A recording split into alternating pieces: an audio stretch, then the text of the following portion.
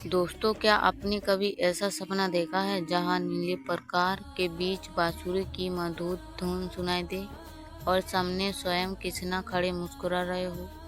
क्या ये सिर्फ सपना है या कोई दिव्य संकेत? आज की कहानी एक ऐसी भक्ति की है जिसकी जिंदगी एक सपने के बाद हमेशा के लिए बदल गई। बहुत समय पहले वृंदावन के पास एक छोटे से गांव में माधव नाम का एक युवक रहता था।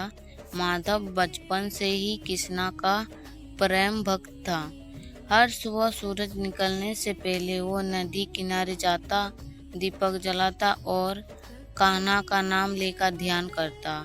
लेकिन पिछले कुछ महीनों से उसकी जिंदगी बदल गई थी।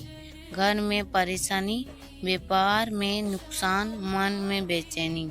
कई रातों से उसे नींद नहीं आती थी। एक रात थककर वो सो गया और तभी एक अद्भुत सपना शुरू हुआ। उसे लगा जैसे वो किसी दिव्य जगह पहुंच गया हो।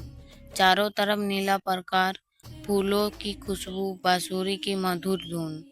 माधव धीरे धीरे आगे बढ़ा और अचानक उसने देखा सामने स्वयं कृष्णा खड़े हैं।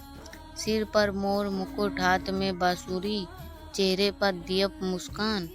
माधव की आंखों से आंसू बहने लगा। वो घुटनों पर बैठ गया। तभी कृष्णा ने मुस्कुराकर कहा, भक्त डर क्यों रहा है? जो मुझे सच्चे मन से याद करता है, मैं उसे कभी अकेला नहीं छोड़ता।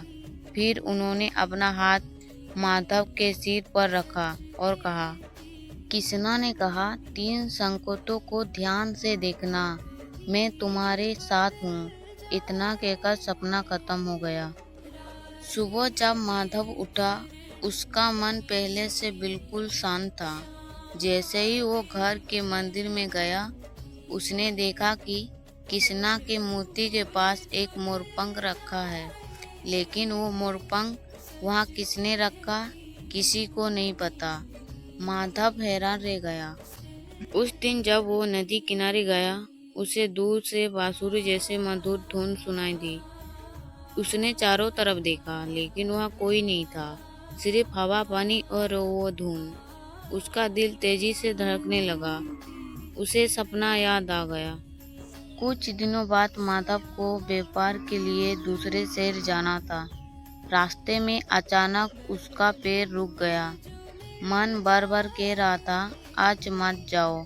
माधव ने उसी संकेत को माना और यात्रा रोक दी। शाम को खबर मिली, जिस पुल से उसे गुजरता था वो पुल टूट गया था। माधव की आंखों से आंसू निकल पड़े। उसे समझ आ गया, ये कोई संयोग नहीं था, ये कान्हा की रक्षा थी। उस रात माधव फिर सोया और सपना फिर आया। इस बार कृष्णा मुस्कुरा रहे थे।